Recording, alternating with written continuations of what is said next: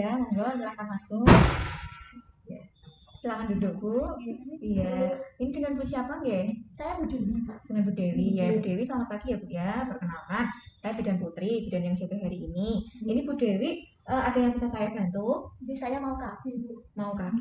Sebelumnya sudah pernah menggunakan KB atau belum? Belum pernah. Belum pernah sekali. baru pertama ini nggih. Bu Dewi sudah pernah melahirkan? Jadi baru saja 4 bulan yang lalu. Jadi nyari udah 4 bulan. 4 bulan. Masih menyusui Bu? Masih Bu. Masih.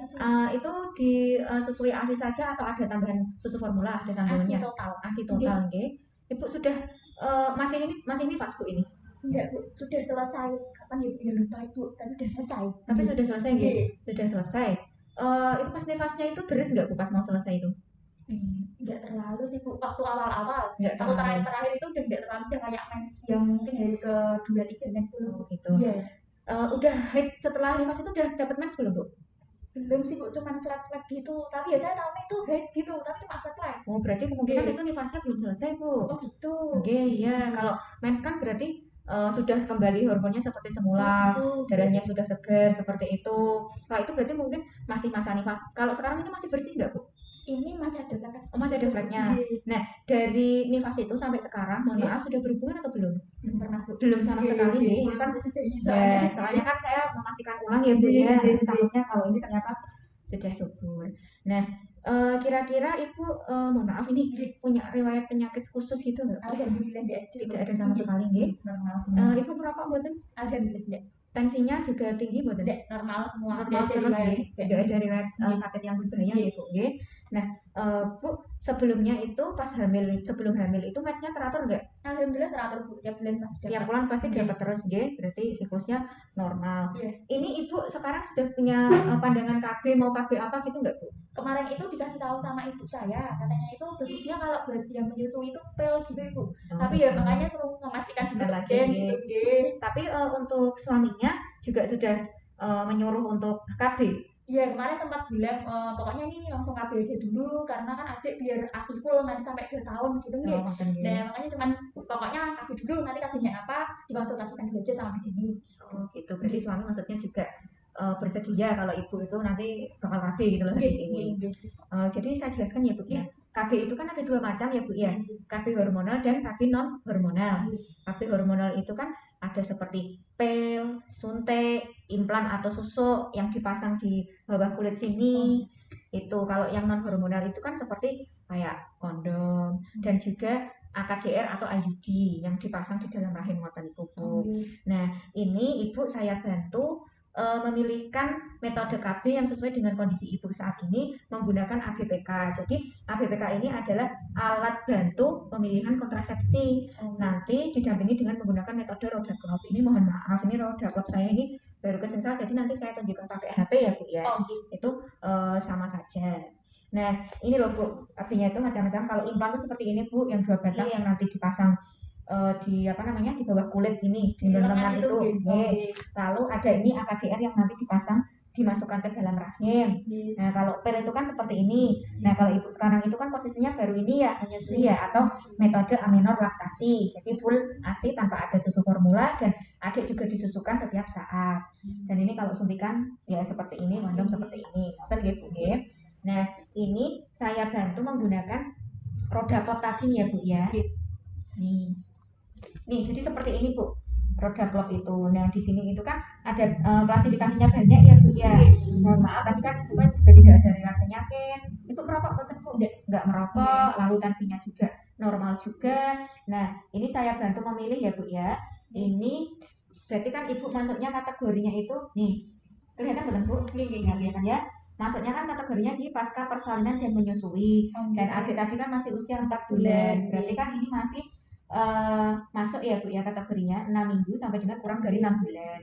Nah ini di sini keluar nih muncul hasilnya nih Bu.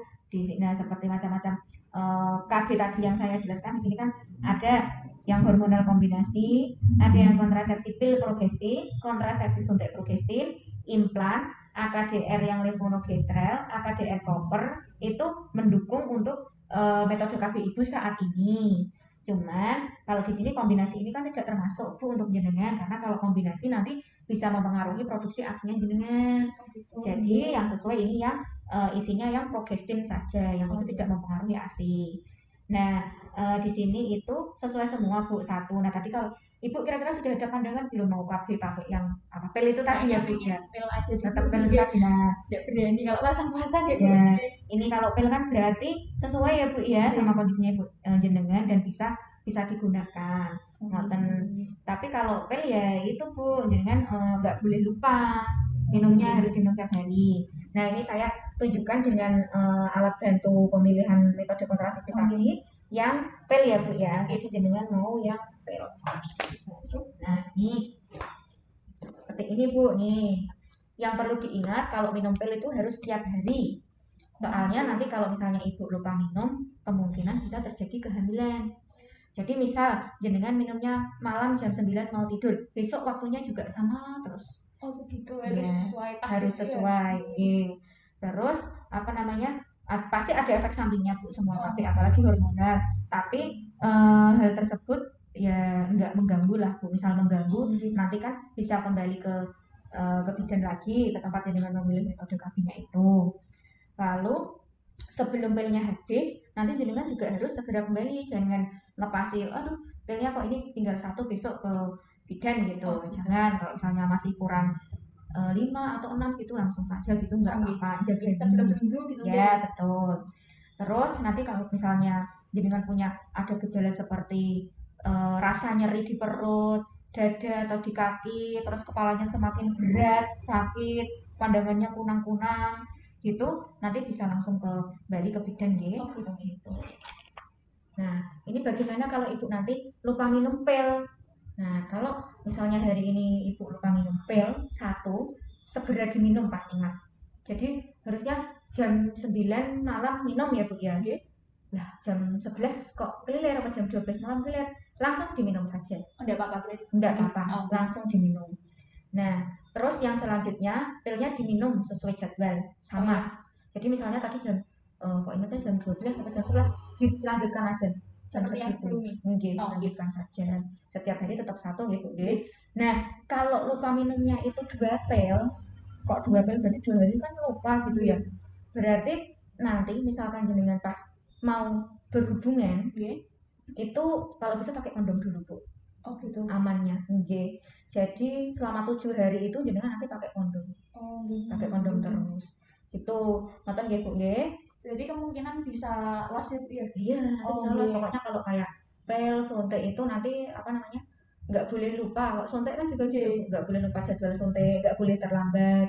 Jadi misalkan jenengan minum pilnya kok selalu ngomong pagi ya pagi, terus jam itu yang sama gitu. Malam kan biasanya ya gimana ya beda-beda Bu ya. Kadang mungkin malam karena sama apa mau tidur gitu, tapi kadang juga ada yang lupa. Nah, jadi jenengan monggo lah jenengan maksudnya waktu yang diinginkan seperti apa. Gitu. Nah, lalu cara minumnya pil itu gimana? Itu tadi satu pil setiap hari pada waktu yang sama. Jadi kalau jam 8 pagi, jam 8 pagi terus itu. Nah, pil progestin ini toh Bu, yang maksudnya yang sesuai dengan kondisinya jenengan, itu kan isinya nanti ada 28 pil itu nanti. Yang 7 itu nanti isinya yang tidak aktif.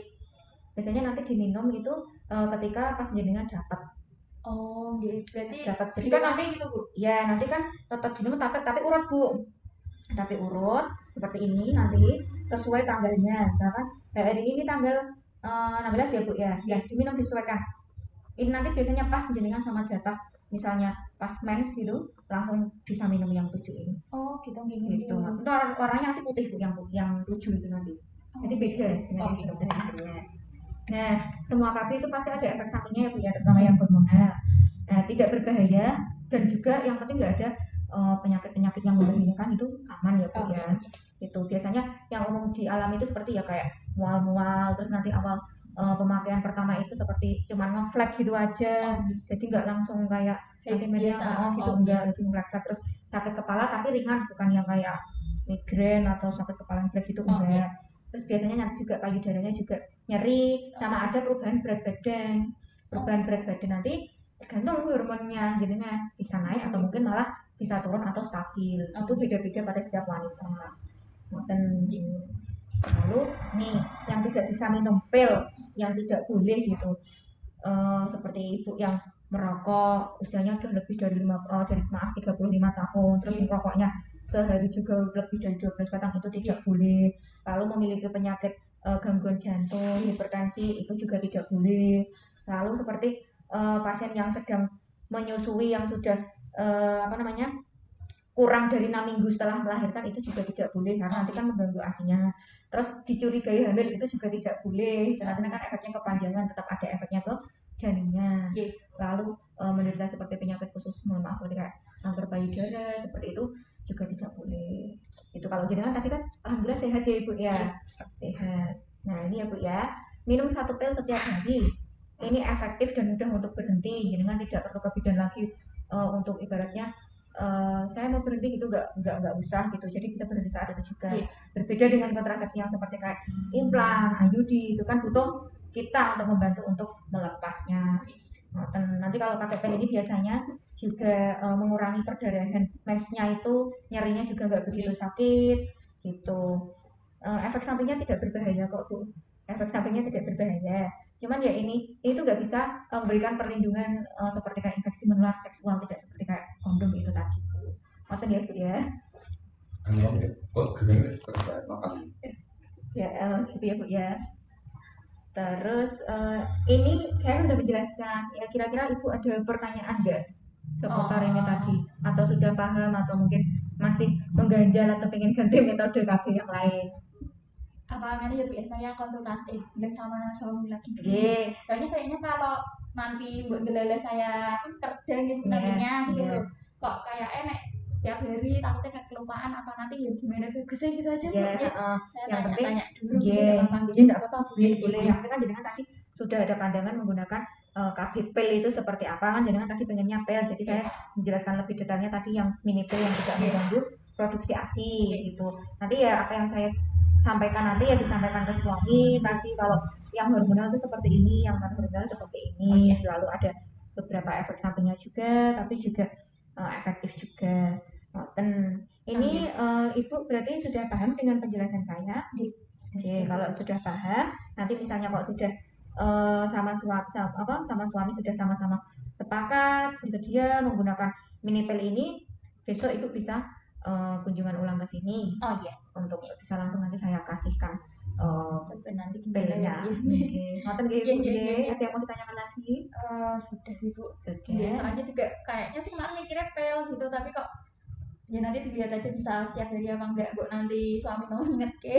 Ya nggak apa-apa ibu, nggak apa-apa, bisa kesini lagi nanti. Ngoten nggih ibu. Ya udah bu, kita aja dulu nih. Terima kasih bu. Ya sama-sama ibu, semoga membantu ya bu. Hati-hati di jalan. Ya hati-hati bu.